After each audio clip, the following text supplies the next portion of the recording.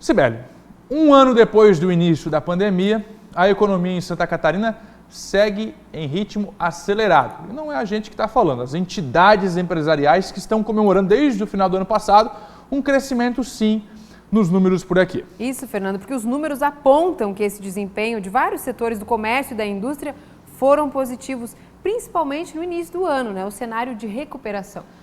Por isso, empresários e comerciantes estão preocupados com o lockdown, que poderia puxar tudo para baixo novamente. Segundo eles, o resultado seria o desaquecimento da economia. Bom, a gente vai entender agora. A pergunta que o Arles Amaro fez às entidades é uma só. Se o Estado vinha numa boa recuperação, com números positivos na economia e empregos, por que o lockdown assusta tanto? Se parar, como é que fica? Comprar, adquirir, produzir, vender, lucrar. A economia em Santa Catarina segue em ritmo acelerado. Na indústria, no comércio, nos serviços, na geração de empregos, o estado foi destaque nacional. Manchete do dia 28 de janeiro. Santa Catarina termina 2020 com o maior saldo de empregos formais do Brasil, segundo o CAGED. No dia 11 de fevereiro, a manchete avisa que o setor de serviços em Santa Catarina tem desempenho acima da média nacional. No dia 12 de março, o comércio varejista de Santa Catarina cresce acima da média nacional em janeiro. Nem parecem manchetes depois de um ano de pandemia. Apesar de todas as dificuldades, tem o que comemorar, Santa Catarina teve aí um crescimento no comércio de 0,4% a mais do que janeiro do ano passado. E isso não é uma tendência nacional, porque a gente vê que no Brasil houve uma redução de quase 3%, no Rio Grande do Sul a redução foi imensa, de quase 9%, e também no estado vizinho do Paraná, uma redução também na faixa de 2%. Então, realmente, há o que se comemorar, apesar das dificuldades, mas é importante dizer que essa recuperação não é tanto em face do poder de compra do consumidor ou da atitude do consumidor em relação ao comércio, mas a gente percebe muito uma realocação de recursos. Recursos que, segundo os lojistas, estão sendo direcionados. Com as pessoas passando mais tempo em casa, o que era usado para a diversão, hoje estão sendo gastos com alimentação, remédios e reformas. Na indústria, os números também vão bem. Indústria catarinense registra a maior alta do país em dezembro, de acordo com o IBGE.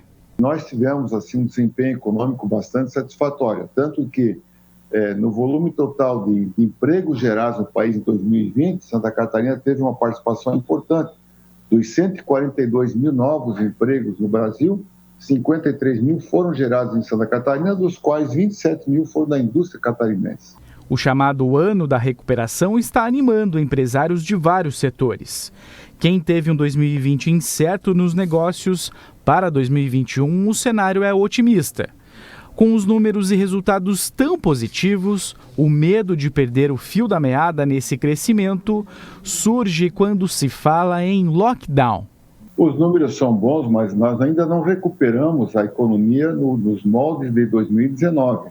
Nós ainda tivemos um decréscimo na economia de 4,4% em Santa Catarina. Então, nos preocupa o lockdown, porque, na verdade, muitas empresas estão com dificuldades financeiras, notadamente as micro e pequenas empresas que sofrem mais e que acabam, então, tendo um prejuízo bastante significativo com possibilidade de gerar desemprego. Na semana passada, o Ministério Público de Santa Catarina recorreu à Justiça pedindo medidas mais severas no enfrentamento à pandemia aqui no estado.